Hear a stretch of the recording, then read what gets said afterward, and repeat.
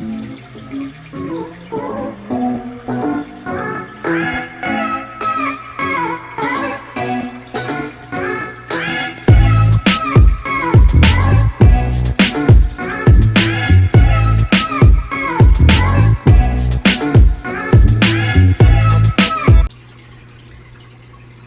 my god, people, I am back. Been gone for a little bit.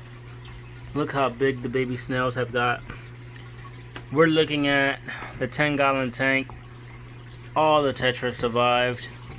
All the panda curry survived. Our beta here, we got an update for you guys. I got an update on her and the healing of the popeye, which really wasn't popeye. We're going to talk about that.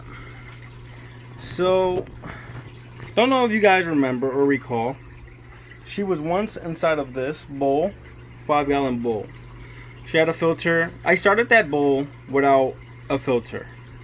It was doing excellent for a few months, and then it started going downhill due to the sunlight hitting it, brown algae, overfeeding problems.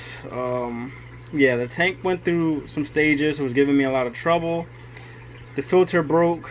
It was out without a filter for about a week until I was able to get another one going. And the tank just wasn't doing well. We added this filter here, which ended up being a little too strong for her. Betas are slow swimming fish, and they live in a lot of studied slow moving waters. A lot of times not even in, like, they're living in puddles and things like that, little creeks and lakes, whatever. So I have this filter that's in this tank now, because the bad news for this tank, that the filter on this tank, what kept getting clogged, the pedal thing inside of it that goes around, that sucks up the water, broke, and I couldn't get another one shipped in. It kept clogging, having issues. So I had to transfer this one over for the meantime. So she caught what I thought was popeye in this eye over here. Not that eye, that's her good eye. And the other eye. Started seeing swelling, and a white shade. So I started quarantining her for what I thought was popeye, and pretty much was doing big water changes and adding medicine to the tank, and wasn't seeing a result. Now, the beta that was in this tank, she passed recently. I don't know to what.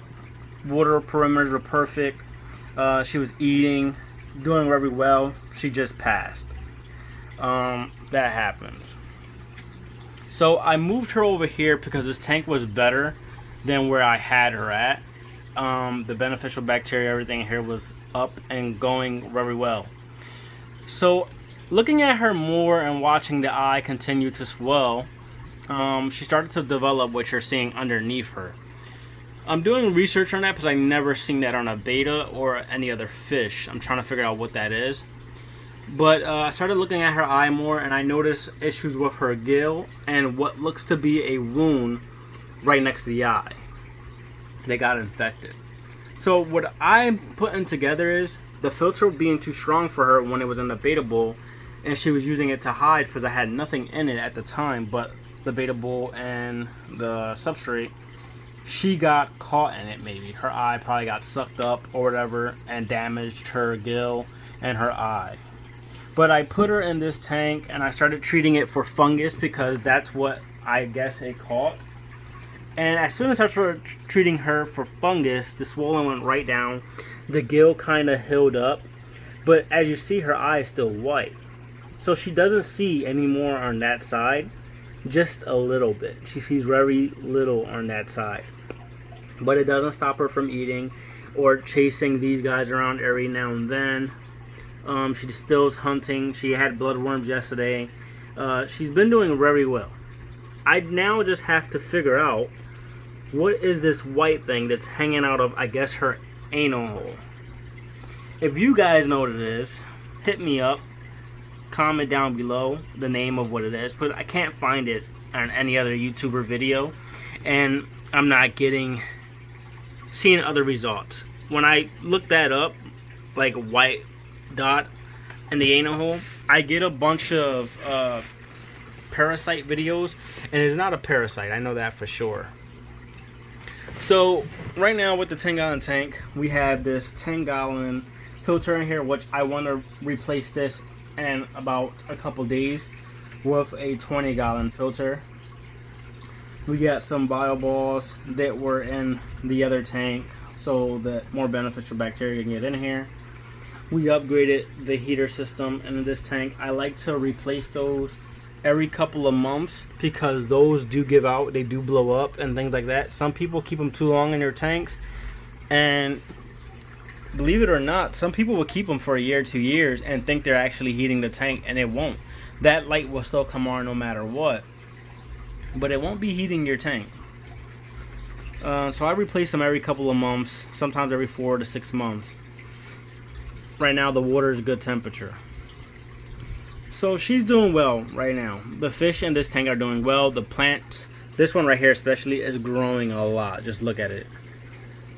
This one's growing. The small one right there been growing. This one hasn't shown too much sign of growing, but it has gotten like a darker green. And this one, it's getting holes in it and stuff like that, and the snail's been eating at it. So we got to see what happens with that. So that's how this tank is doing. That's how she's doing. If you see a little greenish tint on here, it's from let's get it, this right here. It's medicine that treats fungus.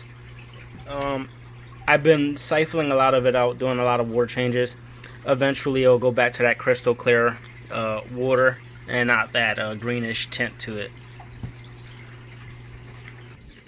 So yeah, that's how that tank has been doing for the last few weeks. Haven't been posting a lot here. Follow me on Instagram. I drop videos and pictures there every now and then. You can also follow my Facebook page, and I drop a lot of videos and things there as well due to the fish room and other stuff. I'll be doing an update on the other fish tanks soon and what I'm going to be doing with the bowls. Yes, bowls and an S, because I got another one. Thank you for viewing. Leave a like, comment. Tell me what you think that is under the beta. Let me know, should I get another beta or another tank for where the bowl used to be.